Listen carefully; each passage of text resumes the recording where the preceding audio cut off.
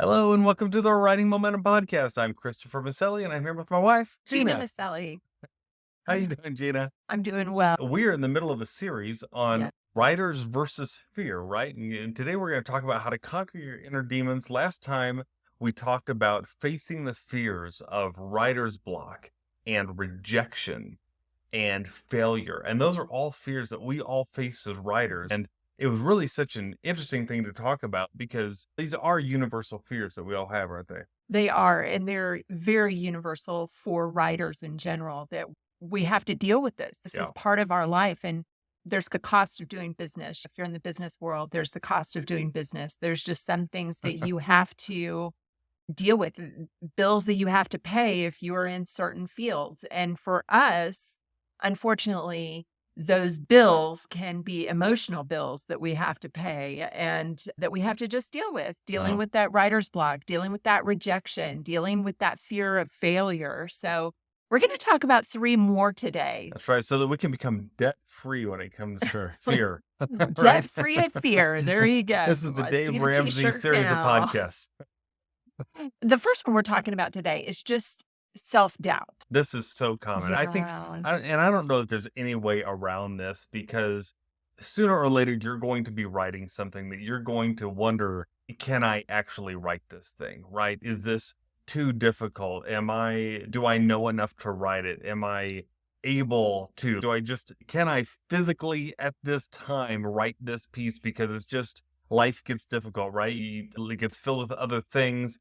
And it's just that fear of not being good enough, of not being talented enough, of not being experienced enough to write or create something that's meaningful. Definitely. It's something that we all have to deal with. We all have to push through. And here's the thing, you may become super talented. You may be a blogger Mhm. and you're super talented. You could write those blogs in your sleep. All of a sudden, you decide to take that blog and turn it into a book. And the next thing, that fear of is it good Mm. enough comes back. And so you've got to push through with that. So as you write and as you go into different types of writing, maybe you are really confident about your fiction writing. All of Mhm. a sudden, you have to write that backliner, you have to write the blurbs, and all of a sudden, you're feeling really uncertain about it because it's a new style of writing that you're having to do. So, probably the best way that you can conquer this is just with experience, being patient with yourself, and getting that training, continuing to get training, and being vulnerable enough to get that training. That always helps. That'll boost your confidence. It'll help you see that, "Oh, okay, now I know how to do this." And also, I think this may seem funny to say because one of the things that we would say is to never compare yourself to others, right? We always tend to compare ourselves with other people, and you really shouldn't do that when it comes to your writing. That said, sometimes maybe you should compare yourself to others. Here's what I mean. There is always someone that doesn't know as much as you do about the topic that you're writing about, right? And so if you compare yourselves to that person, and I do have something to offer that person, it may not be everyone as a whole all the time, but if you can take what you know and say, this is good enough to be able to teach someone who doesn't know the next step, then just teach that next step. And that can be enough, right? There are times that I teach on very technical things, and I do that even here with Writing Momentum. I might teach you how to use MailerLite, for instance, the email platform. Now, there are people out there who know way more about MailerLite than I do. But I also recognize that there are a lot of writers who don't know anything about MailerLite and they just want to have someone break it down for them in a way that they can understand. So even though I may not be the ultimate MailerLite guru, I know enough to be able to break it down and teach it to someone who doesn't know anything or who's ready just to take that next step. And sometimes that's all it's about. And that can help extinguish that self doubt by just realizing, hey, I know more than someone else, and what I'm about to write can help them. Sounds to me like you're saying that we need to stay in our lane. So our lane may be that we are just helping that beginner in a certain process, but that's where we're going to start. And we're just not going to compare ourselves to the Silicon Valley tech Right. people, which here's the newsflash, just because somebody is really knowledgeable about a certain topic does not necessarily mean that they can teach that topic in a way Mm. that is accessible to everyone. So if you bring that to the party, it really is something special. And what would you say to the fiction writer who's dealing with that self-doubt? To the fiction writer, I would say push through it and keep writing because a lot of times those things can work themselves out in the whole of the piece. You may feel like, I don't know where to go with this. I don't know if I can finish this chapter. It's just too hard. You're feeling all that self doubt. And that's okay. Just write the thing, right? It may be horrible. It may be a really bad first draft. That's okay. Everything gets better in the next draft. And so go ahead and get it down, continue on with the work, and you could always go back, do a little more research, and improve that piece later. I think that's where, for me, it has been helpful to get even more training and to get training from different people, Yeah. because sometimes one person has one technique or one specialty or one area that they're really good at. And then all of a sudden you start getting training from another person. You hear some of the same information, but you hear it in a little bit different way. And so that learning helps you refine your own process. So I think that seems to be a helpful thing there. And as you refine the process, then we get back to the initial point you made where experience can make a big Mhm. difference. You go ahead and create your own experience, even if it's not good for that round. That's okay. You're going to get better, and that will eliminate the self doubt. And I will say, as you're talking, I can't even count the number of fiction writers that I know who have said, yeah, my first manuscript was a mess and it's sitting in my drawer. It never got published. It was 700 words of me just rambling, or my story didn't really come together, or there were so many holes in it, or it just didn't work. But that was just practice for the next Hmm. version, the next story that they began to write, the next novel, and it became much more refined. They became a better writer through that process. Absolutely. Oh, All well, right. So the next one the is, next one is being vulnerable. yes, And being I can vulnerable. definitely relate to this one.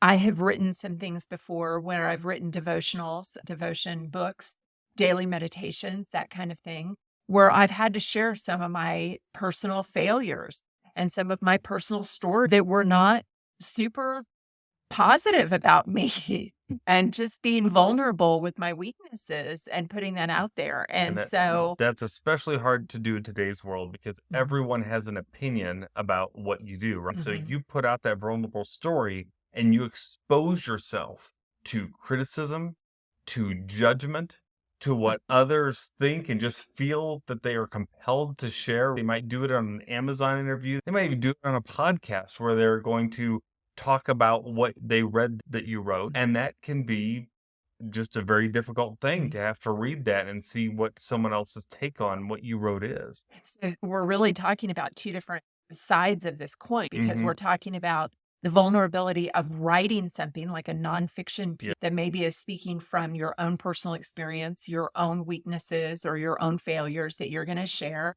But then there's also the vulnerability of getting, again, feeding into that rejection of somebody who may not like what you Yeah. wrote, or someone who you feel like you just poured your heart out into this book or to this series or whatever, and someone's going to come along and in 10 minutes give you their quarterback, what is that, armchair quarterback Yes. opinion about it. And sometimes they may not even understand what you were trying to do. I've certainly even worked with editors and things that didn't necessarily understand what my goal was, but that just told me that I needed to work a little bit harder to connect all the dots.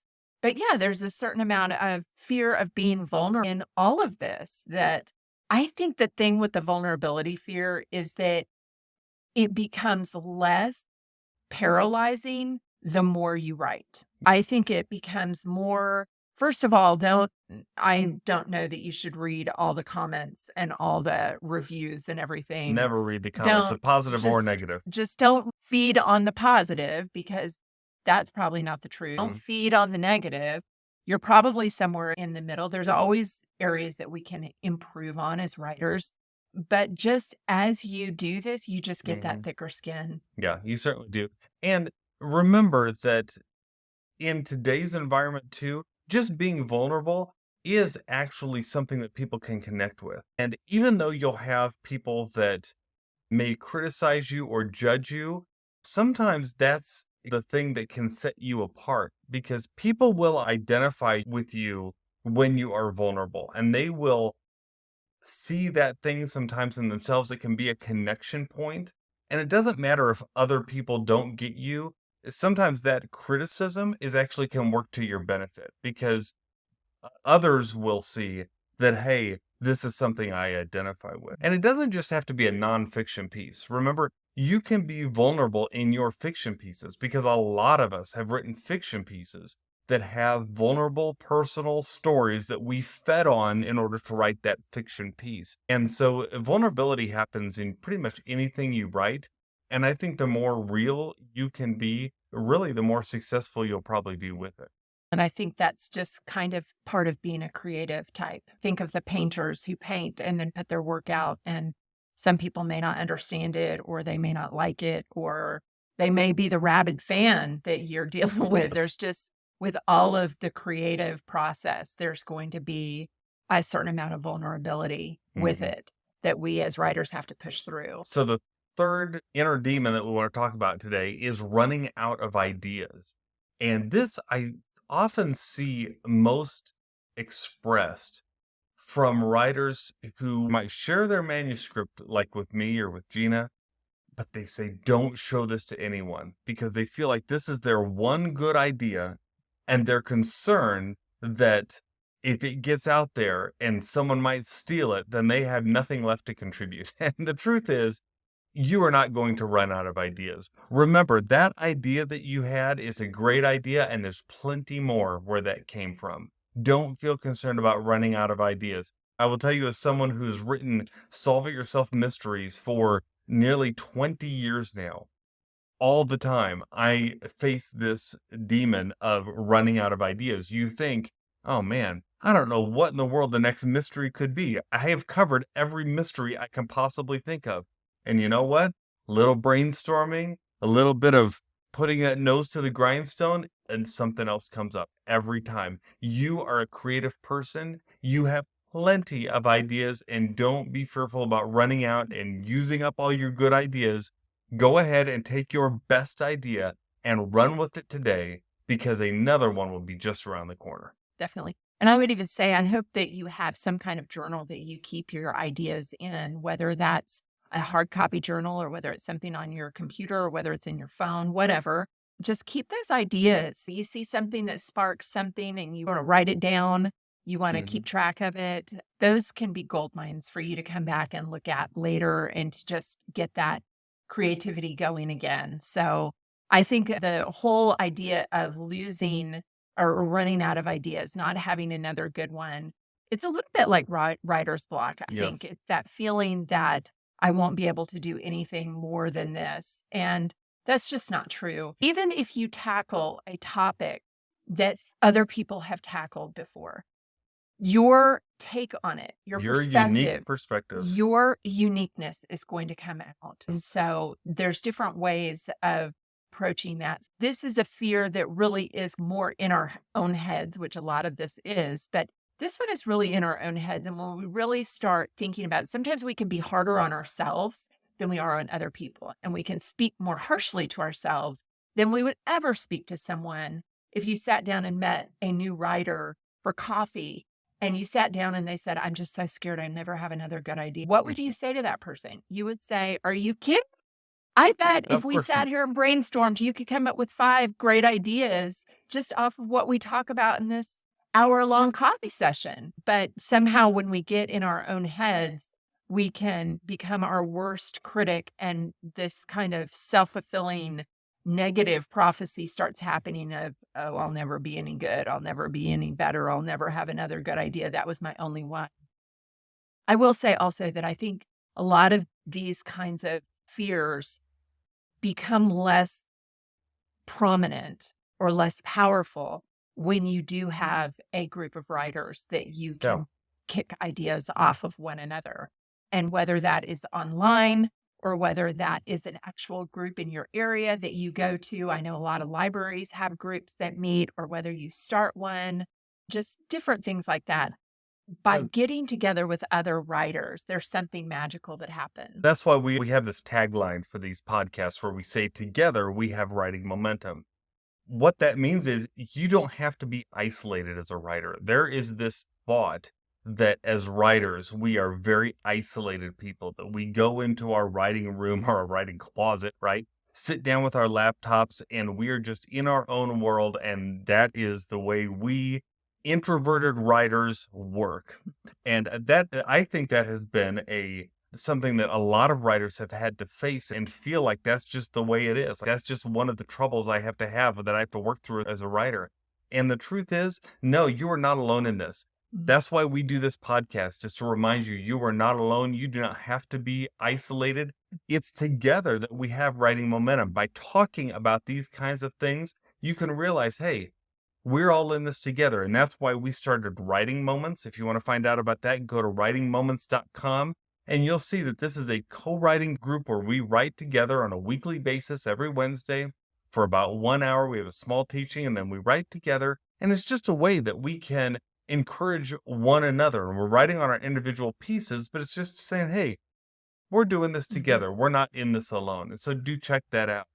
But self-doubt, being vulnerable, running out of ideas, those are demons that you can face and stand up against and know that they can't conquer you. Same with what we talked about last week with writer's block, rejection, and failure. We're going to talk about 3 more next week because this has been such a good series. If you've enjoyed it, will you please rate and review these episodes and let others know how much they've helped you? If you've thought of one that maybe we haven't covered, go ahead and leave a note for us in the comments. Go to writingmomentum.com and you'll see we've got all these podcasts on blogs there, and you can write in the comments and let us know what you think. But until next time, remember, you are not in this alone because together, We have writing momentum. bye bye.